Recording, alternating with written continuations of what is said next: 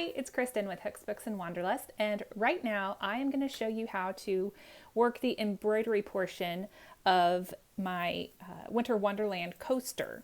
This is a new pattern out on my blog. I will link to it below in the description box for you guys, but for right now I just kind of want to dive right in. So I've got one coaster that's finished here, and as you can see I've got this real pretty snowflake design in a contrasting color.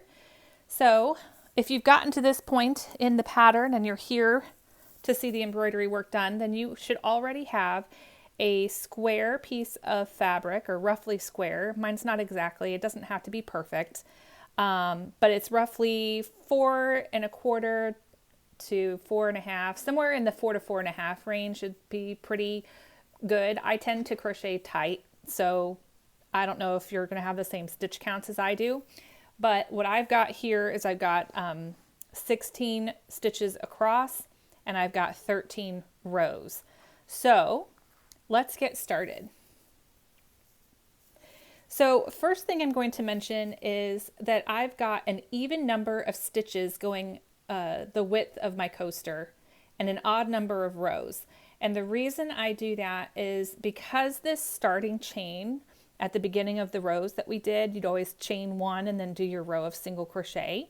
It almost kind of makes it look like it's got this extra stitch. Visually, it makes it a little wider than would be if you were just looking at the stitches. So with that in mind, I did this as 16 so that I have a nice center starting point for my embroidery. So to start on this, first and foremost, we are going to be doing the embroidery stitch called the backstitch. And you might be inclined to just do one huge long piece of yarn. Don't, because it's going to be so hard to work with as you are creating your stitches in the fabric here. So I usually do about a yard. I just pull it out like one arm span and snip it.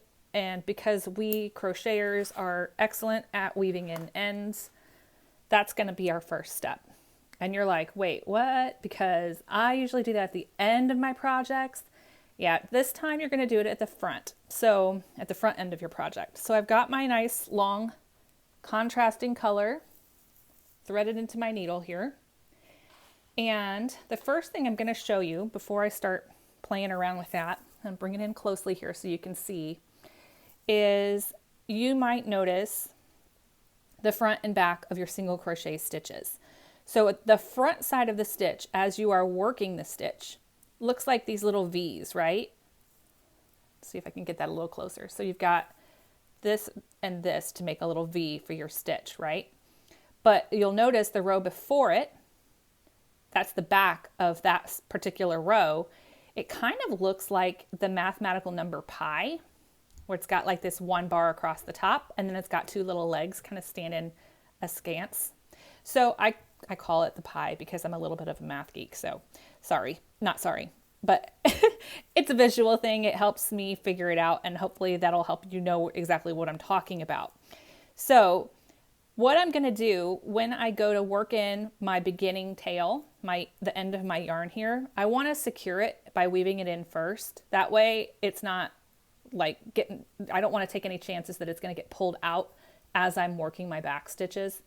So what I'm going to do is I am going to weave in my starting tail on the wrong side, that would be the pi side, of row 6 or row 8. It doesn't really matter which. But because we intend to begin stitching through row 7, I usually like to keep it kind of close. So just like you would if you are weaving in your ends at the end of a project, you're going to want to go through one direction and then come back the next. So I'm going to count up here. I've got 1, 2, 3, 4, 5, 6. So this is my 6th row. I'm going to kind of go right underneath in the center of this pie here and go underneath the legs. And the reason I make sure that I always do this on the pie side is so that this way my contrasting color doesn't make an appearance on the correct side of my fabric, on the right side of my fabric. So I'm just going to go probably like 4 to 4½ stitches, pull that all the way through, till I've matched up my end. And then I'm going to go back the other direction just to make sure it's really secure. And you'll notice that now, because I started towards the center of that row, I'm right back and situated very nicely to start with my embroidery. So now I have secured my yarn end to the wrong side of my coaster. So, as I said, we are going to thread our needle up and begin in the center of row 7. So if you're looking at row 7 from the wrong side of your fabric, you'll notice that it's the right side of row 7 is facing you. I've got the little V's.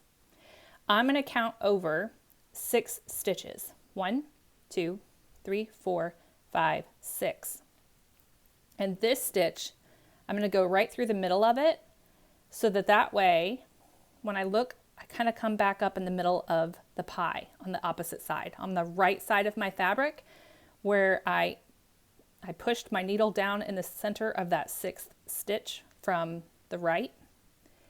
It pops up right in the middle of that pie for the same stitch on the correct side of my fabric. I'm just going to pull that on through. So now you can see, so here's my center pie, right? And you can see on the back that here's where I weaved in my tail. This is where I threaded it up right through the middle of the V, which corresponds to the middle of the pie on the right side. So now that that is lined up and nice and ready to go, I'm going to start my pattern by working in quadrants. Now quadrant, if you're, again, here's another math term, I'm sorry, I can't help myself. Quadrants is basically divided into 4. So you've got the top right, the top left, the bottom left, and bottom right. I am right-handed. I tend to start on the right and I go counterclockwise. Doesn't really matter which way you do it. You can do it whichever way you want. But that's how I'm going to get us started. So I've got my chart. Actually, this is my working copy here to the side. So I know what stitches and what my shape is going to look like. So I have come straight up through the center of my coaster. And you'll notice that even though, I do want to point this out really quickly, that even though we have an even number of stitches, because of that chain 1 at the beginning of our row for this, it kind of makes it seem like that 6th stitch is right in the center, as opposed to just going straight through that gap in between the 6 on the left and the 6 on the right. I came right up through the center, and I did that so that it's a nice visual center. It really looks perfectly on center to me. So getting started with the back stitch, it really is one of the more basic embroidery stitches.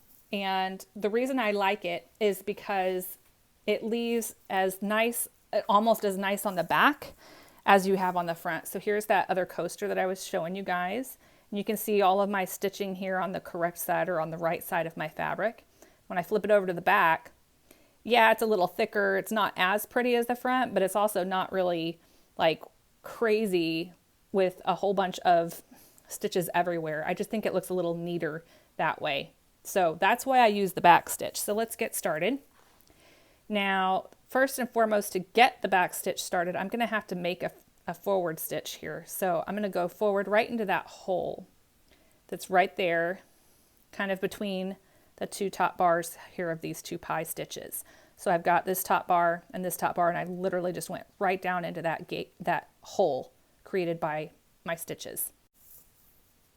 Okay, with my first stitch here made, and again that was moving forward, now we're going to start using our actual back stitch. So what I'm going to do now is I'm going to take my needle, and from the back side of my fabric I'm going to push my needle up through the gap created here between this stitch and this one. It's just a naturally occurring gap in your fabric that should occur between your stitches. Pull the yarn all the way back up, and from here I'm just going to go right back down where I came through the first time. So you're going to go into the exact same spot. You want to pull it a little tightly, but you don't want to pull it so tight that it pulls your whole work, because then it won't look as nice. So just kind of keep a loose tightening on that, if that makes sense. And as you can see now, I've got my first back stitch. So I'm going to go ahead and keep back stitching all the way back up to this corner here. And I'm just going to keep this down here so that I can keep an eye on my pattern. And I'm going to come up through the gap in my stitches and go back down.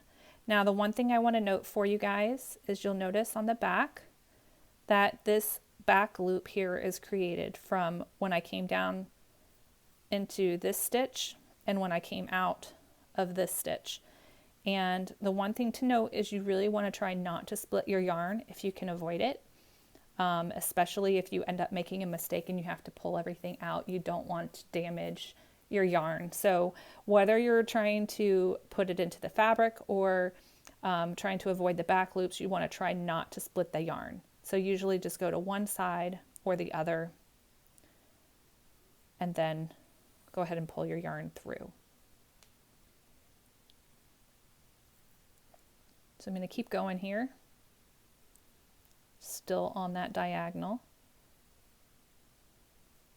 till I reach that corner. And as you can see, I'm getting more back loops.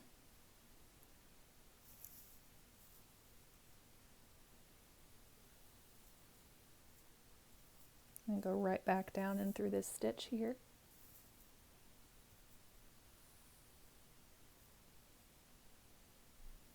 And my last stitch of this, I come right up in that corner here and back down. For this pattern, I find it easiest to work 6 stitches total. So you have 1, 2, 3, 4, 5, 6. And oh, I don't like how that one looks. So that's a good way to show you how to undo this, is just kind of gently pull at that yarn until you've really got it loose. And you're going to pull that last back loop up as well. And now you are ready to try that again and make sure it looks a little straighter this time. I'm going to rethread my yarn on my needle. So let's see, the last time I came up kind of like right here. I think I'm going to try and come up through the center of this stitch. I think it's going to look the best. Actually, I'm going to go right here in this hole, right underneath this last chain 1 here before I started that row. So right in that last gap, and go back down this one. Okay, so I've got 6 stitches here. 1, 2, 3, 4, 5, 6. And as you can see from my pattern, I come to the second from last stitch, so stitch number 5 here, and I'm going to make a little right angle. There's another math term for you. I cannot seem to help myself, you guys. I'm sorry. So I'm going to go ahead and start here. I'm going to come up in that gap and then go back into that same gap that the other stitch went to. And then same thing, only this time I'm coming up on the top and coming down.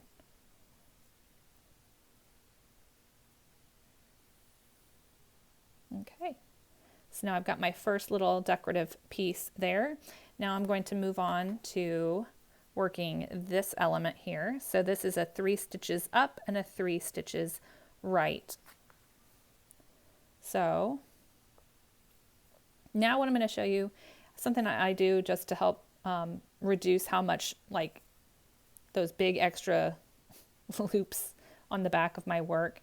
I will just kind of go underneath my back loops as I pull my yarn back down to the starting point where I want to end up. Just keeps things looking a little neater on the back. And so now I'm ready to start here. So the one thing to note on the pattern here is that this of the last right angle that we made here, the stitch here going right, it aligns with the 3rd stitch down here. So we've got 1, 2, 3. Number 3 lines up with this one here. So I'm dropping down And I know that I need to start that on the beginning of the 4th stitch. So we had 1, 2, 3, 4. So you come right there. So after stitch number 2, between stitches number 2 and 3. So that's where we're going to work this right angle here. So that means right here. So all of my stitches are going to have to come from this row. So I'm going to come right up through that same gap from the back of my fabric. And as you can see, it does have a little bit of this going on, but that'll get hidden as we work our row, or as we work this design. I'm confused. I'm not entirely sure how to call it. Is it a row? I'm not really sure, but I'm just going to go 1 stitch per stitch, if that makes sense. So I'm roughly doing the same width in my stitches as I have my single crochet width. So I went down here, I'm going to come back up here. I just want to make sure I'm not splitting my yarn back there. And then go back down into that same stitch. And I'm going to have my little accent here. This time it is a right angle, but it's worked on an angle. So I am going to go 1 stitch up to this gap right here.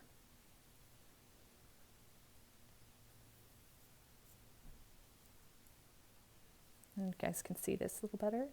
Come right back down into that stitch.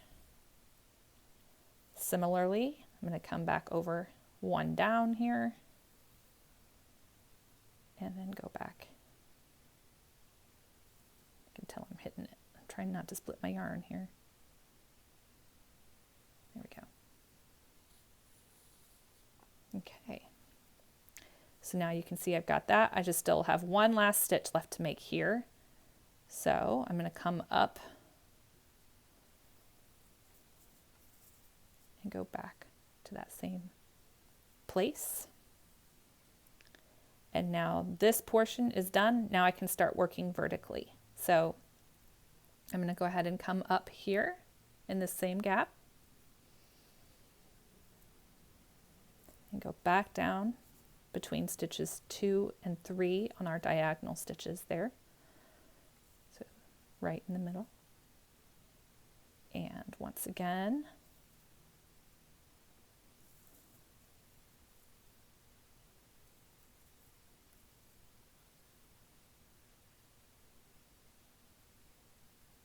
here's our last one.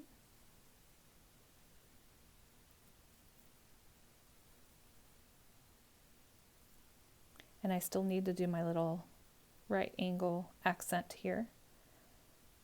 So I'm coming 1 single crochet to the left of that last back stitch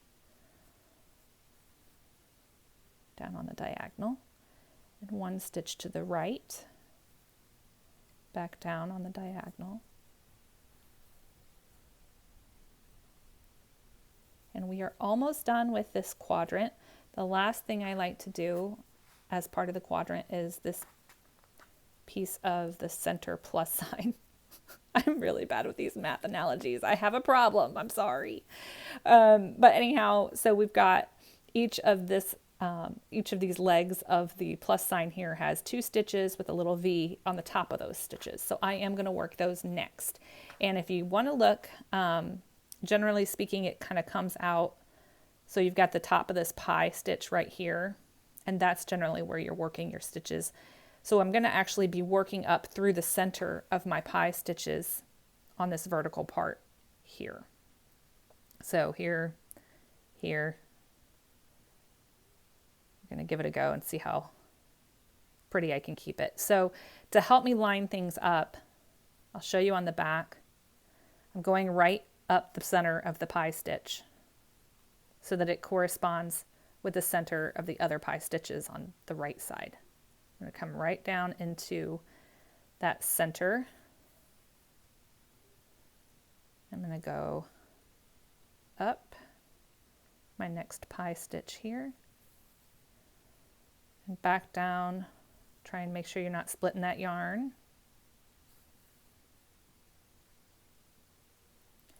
And now I'm perfectly positioned to use this hole and this hole for my diagonal accent on this leg of the plus sign. It's subtle, but it's there.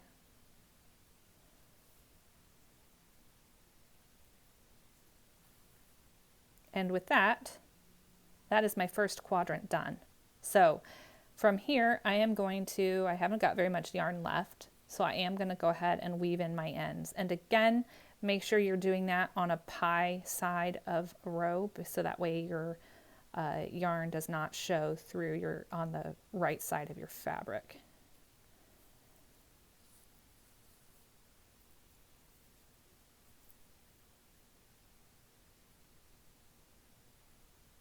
Just kind of jabbing it in there.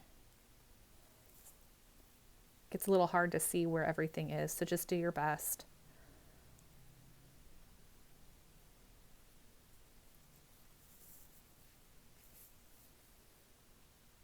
And from there, I'm going to snip that off. And now I have got my first quadrant. So I am ready to pull out another arm's length, like I said, about a yard. Usually gets me one full quadrant.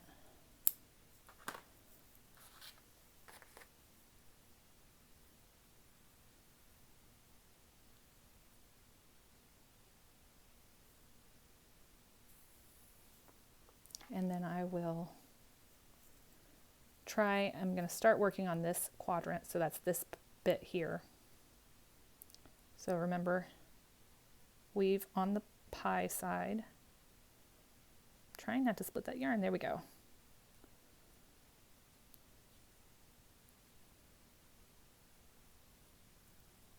Okay. And just to show you guys how to tie on again, pull that almost all the way through, but not quite.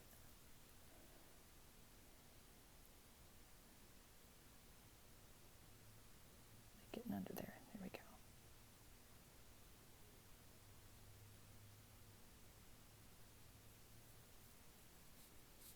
And you don't want to pull it too tightly because you don't want to squish your fabric in. And now I am positioned so that I can start right back through the center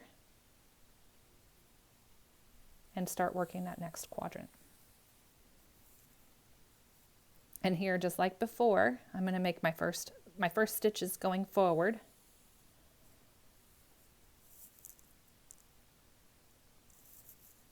And then I'm going to come up at the next gap along the line of my pattern here.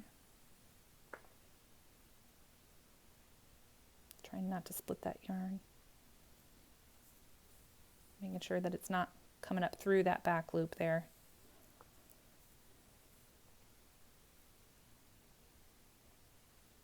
And I'll do another 6 stitches on this diagonal until I get to the next corner.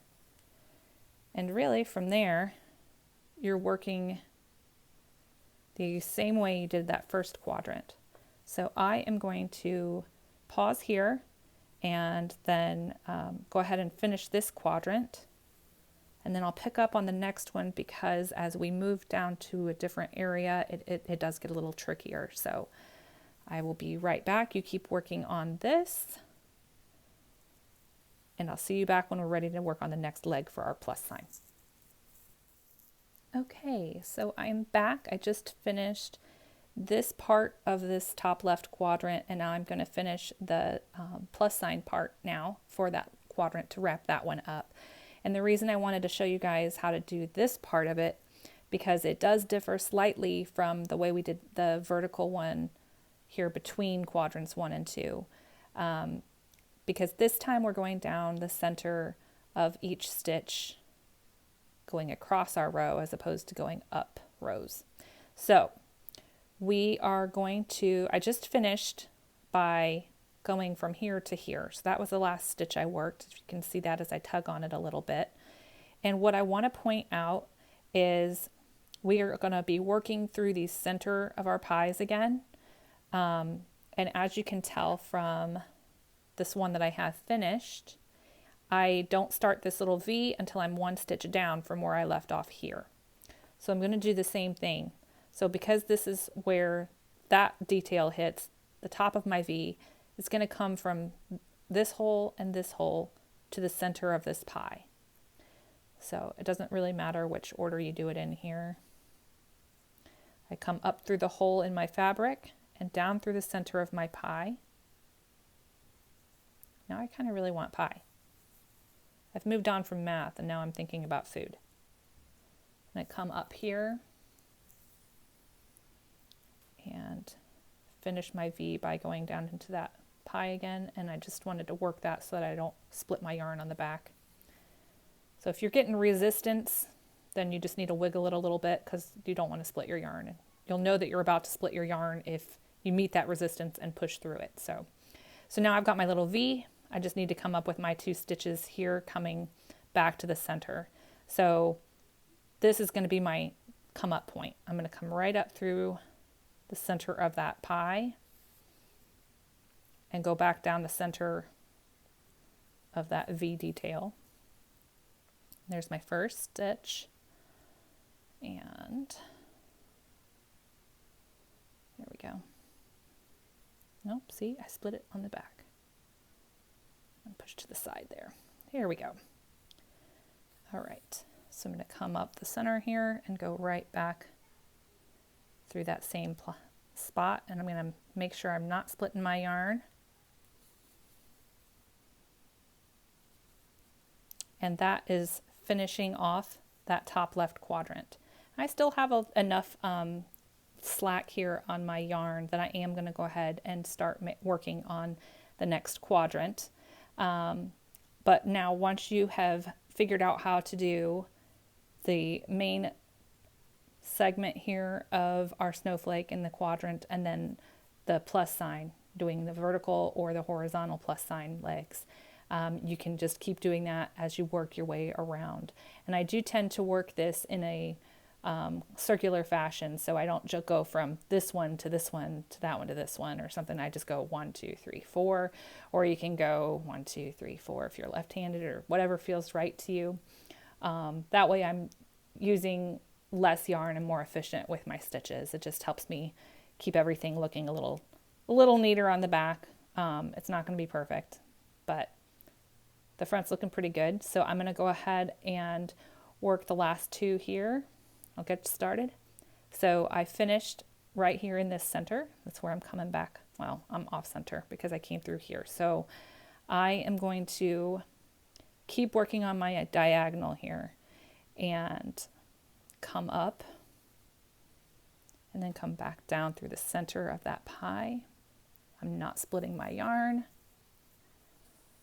And we'll pull that through. So there's our first. We're going to keep going up through those gaps in our fabric that are created by our single crochets. And I am trying to work this into the same spot, wiggling this back loop here with my fingers so that I don't split that yarn. There's 2, 3,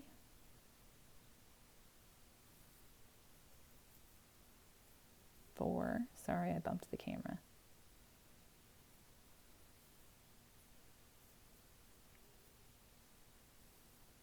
5, 'I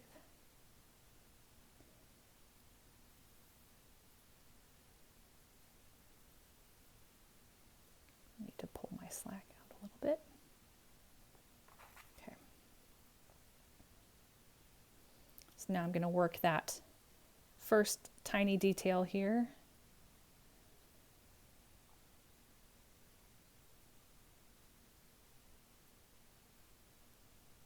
Coming up in the gaps that are naturally created by those single crochet stitches.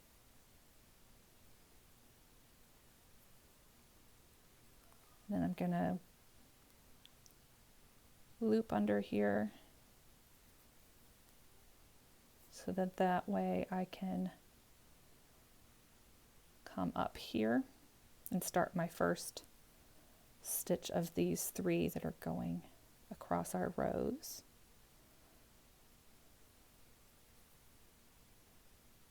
There's 2,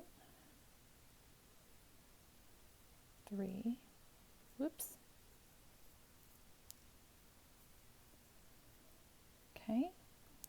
we're just going to do these little diagonals stitches here. Going to come up through the holes in our fabric. Go right back down through the center there. And wiggle that in there so you can find that. Same thing, just go right back down through the center. I have reached kind of the end of this yarn, so I am going to go ahead and weave this in. And then tie on another one until I am completely done. Remember, always do this on the pie side.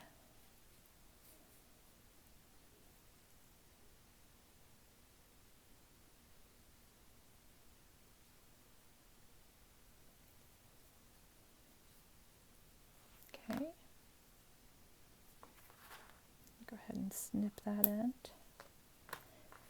And you're just going to keep working like that. So I'll tie back another one on here, weaving my end in here, and then finishing my details. So I'm going to do that really quick, and then I'll be right back with the finished product.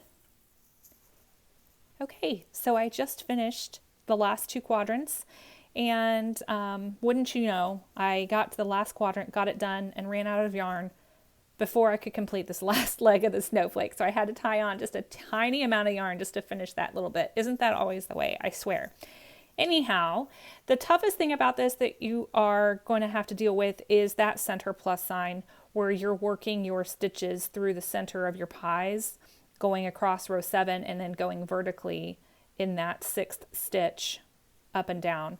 Other than that, you're really just working into the holes that are created in your fabric from single crocheting, and just using that back stitch and then tying on when you need to, and not pulling too tightly, otherwise you end up with your contrasting color. If you pull it too tightly, it'll get kind of hidden inside the main color here. So that's really it. You can go ahead and make a set of 4 and give them as a gift, or keep them around your house for some fun seasonal decor. Whatever you want to do. I am going to put the link for this pattern in the description box below. It's got a full photo tutorial for doing the embroidery with close-ups and kind of really showing you where you want to hit those stitches. So if you need further reference, then by all means, please click on that link and find that information over on my blog. The other thing to add is that there is a trivet, complementary trivet pattern to this same design. It has a slightly different snowflake design, just because you're working with a larger body of fabric. So our design looks a little different from our snowflake on the coaster, but it's very similar. So and it's worked very similarly as well. It's just, like I said, a bigger piece of fabric. So I think that concludes everything for this pattern. If you guys have any questions or problems, please don't hesitate to let me know. You can comment below, or send me an email or contact me through that. I'll put all that down in the description box as well. If you liked this video and found it helpful, go ahead and hit the like button, and be sure to subscribe to the channel so that you don't miss any other video patterns or stitch tutorials in the future. Thanks for tuning in, guys. Catch you next time. Bye.